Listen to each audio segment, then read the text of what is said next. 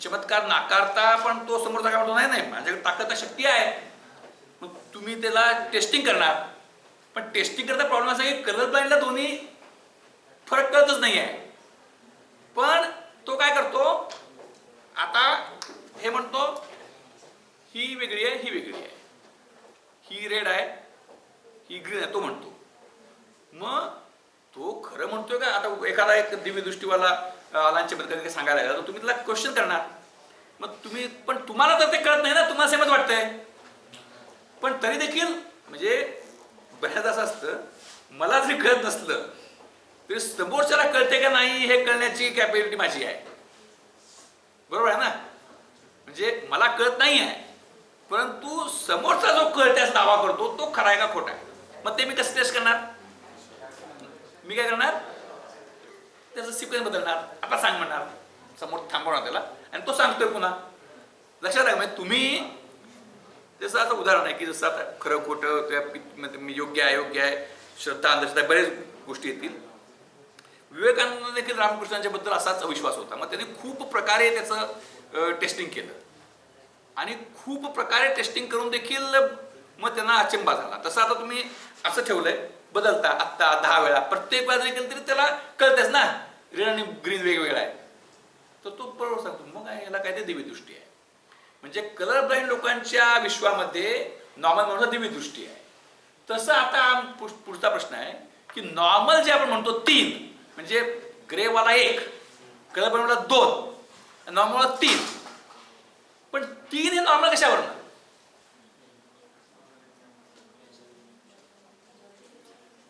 Majority म्हणून म्हणू शकतो आपण. परंतु पण 4 असतात का?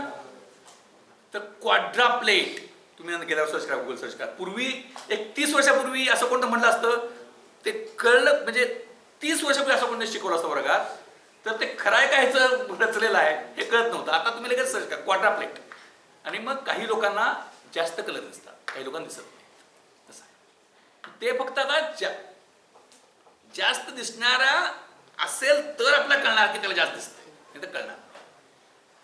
तर हा सगळा तो विषय झाला. तर आता we are coming to an end. पण मी प्रश्न विचारतो, प्रश्न टाकतो आणि तो उद्याच्या ह्याच्यामध्ये उत्तर, उद्या परवा दिवशी पण उत्तर येण्याचा अपेक्षा करतो. तर आपल्याला हे कळत नाही. काय कळत नाही? इलेक्ट्रिक व्होल्टेज करंट हे काही कळत नाही आपल्याला. ते कळत नसल्यामुळं आपण काय करतो, एकदम सोपं घेतो की ज्याला हे तर प्रत्येकाला कळतं. काय? Water level. म्हणजे वॉटरमध्ये लेवल म्हणजे लेवल डिफरन्स आणि फ्लो. आता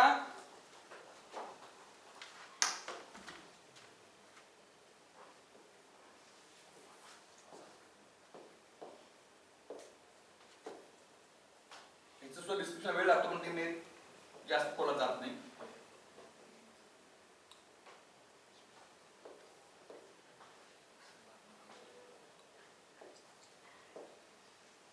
इथं कंटिन्यू वॉटर फीड आहे म्युनिसिपल वॉटरचा, ते चालू आहे. इथं एक्झिट आहे. तर ह्या टँकमध्ये या लेवल कायम पाणी असणार.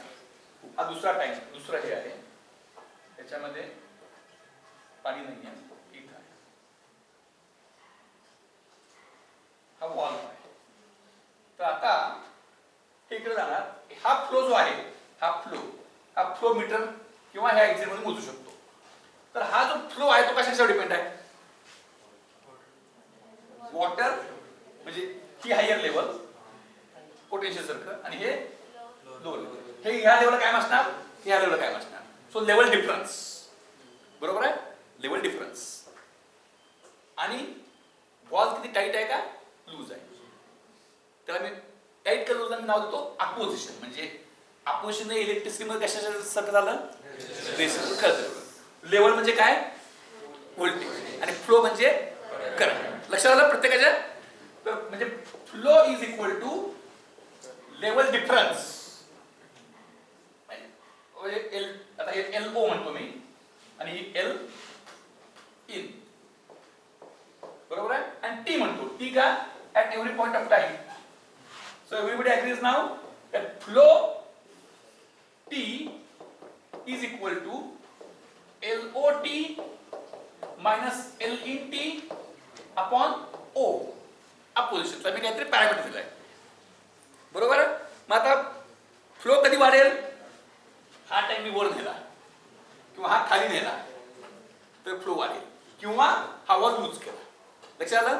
So valve is like a resistor which is having opposition. लक्षात आलं. Is it right.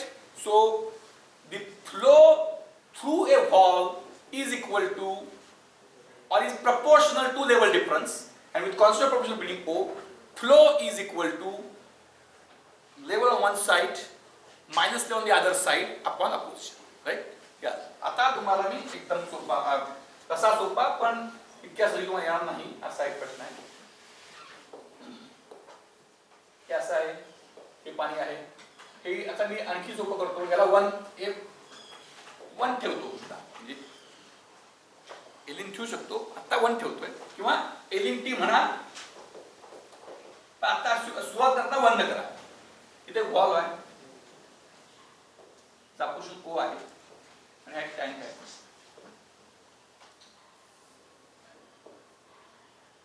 हा टँक आहे, याचा क्रॉस सेक्शन एरिया ए आहे.